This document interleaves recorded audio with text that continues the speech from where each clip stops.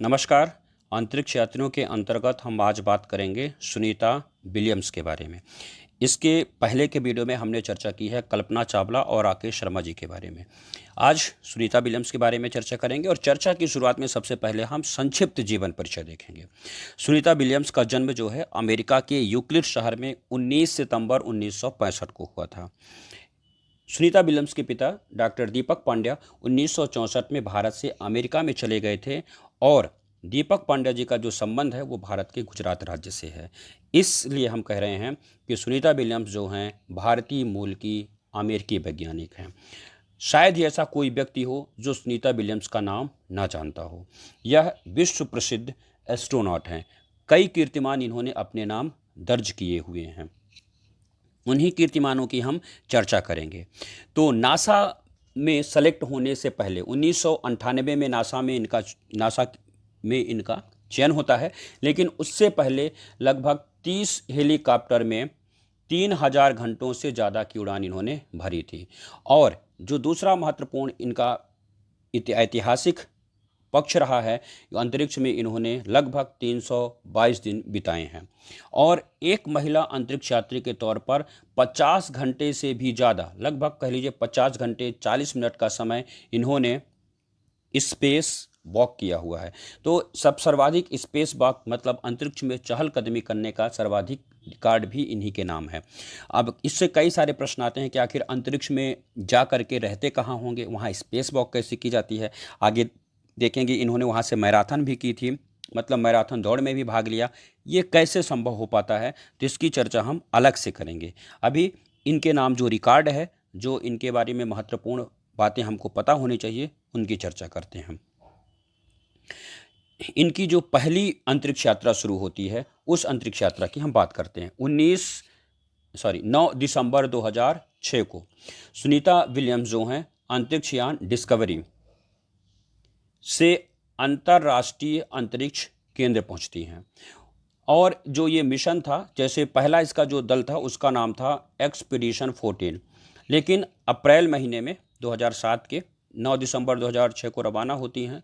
फिर अप्रैल 2007 में कुछ रूस के जो अंतरिक्ष यात्री थे उनको बदला गया, जिससे इस मिशन का नाम जो था वो एक्सपीडिशन 14 से एक्सपीडिशन 15 हो गया। तो इस तरह से आप कह सकते हैं ये 2006 का ये जो मिशन था एक्सपीडिशन 14 और 15 था। इस दौरान उन्होंने अंतरिक्ष पर 3 स्पेस वॉक किए, 3 बार चहलकदमी की। और यहीं से इसी यात्रा के दौरान 16 अप्रैल 2007 को उन्होंने बोस्टन में आयोजित होने वाले मैराथन में भाग लिया। मतलब मैराथन कहाँ आयोजित हो रही है, अमेरिका के बोस्टन में, लेकिन अंतरिक्ष से इन्होंने इस पर पार्टिसिपेट किया था और इस मैराथन को उन्होंने 4 घंटे 24 मिनट में पूरा कर लिया था। तो इस तरह से अंतरिक्ष में मैराथन दौड़ने वाली यह पहली अंतरिक्ष यात्री बनती हैं। 22 जून 2007 को पृथ्वी पर वापस आती। इस तरह से 9 दिसंबर 2006 से 22 जून 2007 के बीच लगभग 192 दिन का समय इन्होंने अंतरिक्ष में बिताया। मतलब अपनी पहली अंतरिक्ष यात्रा के दौरान अंतरिक्ष पे उन्होंने लगभग 192 दिन का समय व्यतीत किया।